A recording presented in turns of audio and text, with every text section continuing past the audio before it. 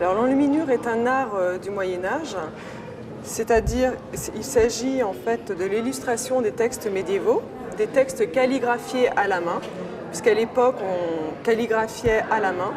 Le calligraphe a laissé en fait des espaces vides pour l'illustration. Donc la lettrine ornée commence le texte médiéval. On a aussi les marges qui étaient illustrées. Là, ce sont des feuilles de vigne, mais aussi des animaux comme des oiseaux, même des singes qu'on appelle des drôleries. Et on a aussi la miniature, donc, qui était liée au texte et qui raconte par ses symboles, aussi parce que les symboles avaient un sens, par les gestes des personnages qui avaient un sens aussi, qui est lié directement à l'histoire. Après avoir dessiné au préalable la composition sur le parchemin, on applique la feuille d'or. Alors, la feuille d'or, quand je la reçois, c'est sous cette forme-là, de l'or martelé très très fin, que je vais découper avec le couteau de doreur. Avant tout, je vais réveiller la colle en soufflant dessus. Quand j'ai mes petits morceaux en fait découpés, il suffit que je prenne mon pinceau, je prends ma feuille, je l'applique sur mon assiette. Alors je vais faire une petite démonstration. C'est pour qu'elle colle au reste collé en fait à l'assiette et pour l'aplanir, parce qu'après je vais faire sans la feuille. Et donc la feuille d'or est beaucoup plus sensible quand j'ai pas cette feuille d'or entre le brunissoir et l'assiette. Et là, je fais briller. L'or qui était mat va briller grâce en fait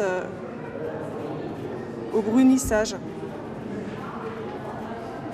Donc l'enluminure, à la base, c'est du pigment. Donc la couleur, c'est du pigment mélangé selon une recette médiévale, c'est-à-dire du blanc d'œuf, du jaune d'œuf, du miel. On fait notre petite mixture, comme des cuisiniers en fait. Il y a certains enlumineurs qui n'utilisent que du jaune d'œuf. Alors selon la recette, l'aspect va être plus ou moins velouté ou alors plus ou moins brillant. Si on veut un aspect plus brillant, on va utiliser uniquement du blanc d'œuf.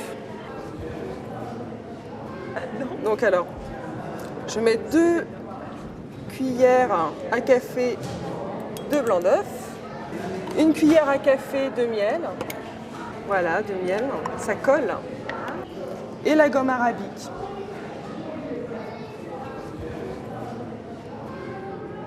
Une petite pincée. Donc c'est plutôt amusant pour les enfants éventuellement aussi. Et je touille. Alors ça rouge, le rouge vermillon est une couleur rouge très vive. Alors pourquoi j'utilise le mortier? C'est pour éviter les grumeaux après sur mon enluminure. Je dessine avant ma composition.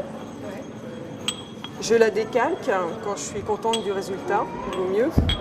Et après, je la transpose sur mon parchemin. Alors le parchemin, tout le monde sait de quoi il s'agit. C'est une peau de bête. Alors ça va être ça va être du chevreau, de l'agneau, ou alors du mouton. Là c'est de la chèvre.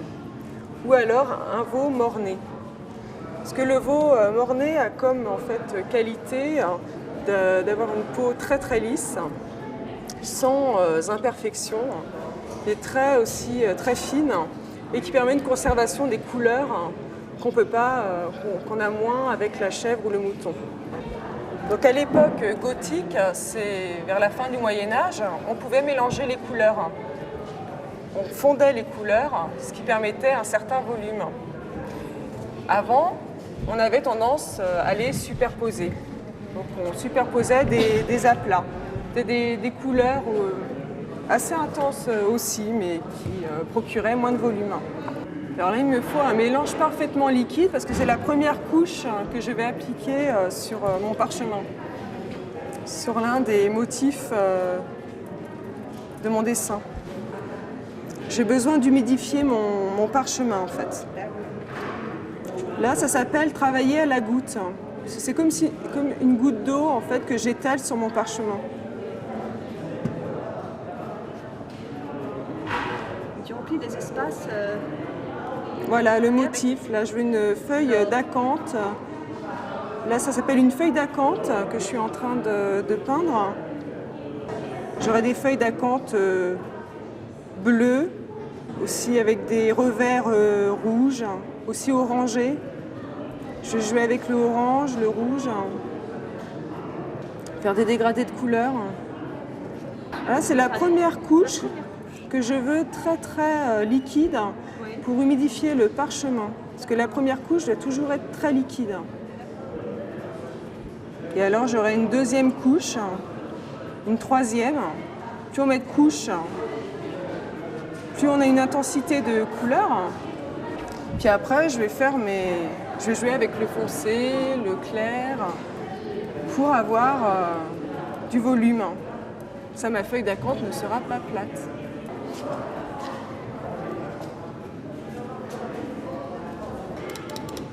Il y a aussi les fonds. Alors les fonds typiquement médiévaux, surtout de l'époque gothique, je ne sais pas si on voit beaucoup là.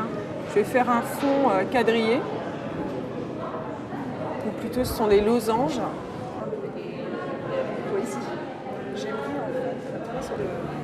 L'enluminure, art ancestral, qu'Élodie Gaucher perpétue avec passion.